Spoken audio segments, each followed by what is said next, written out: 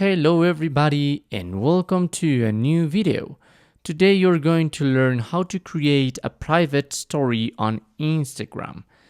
So what is a private story? It's a story that just a few people are going to be able to watch. How can you do that?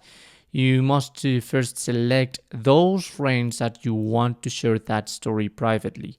So in order to do that, you must go to your profile, tap on the hamburger menu, and now in these options, almost at the bottom, you have the close friends.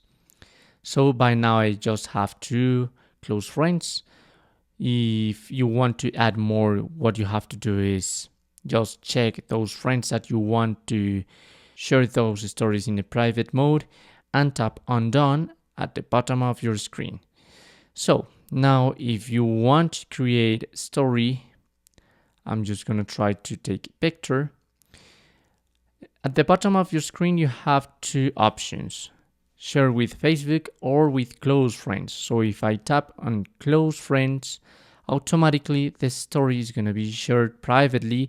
And as you can see, the circle has a different color. Almost all stories have a red color because these are like public. But the green color means that this is a private story. And that's how you can create a private story on Instagram.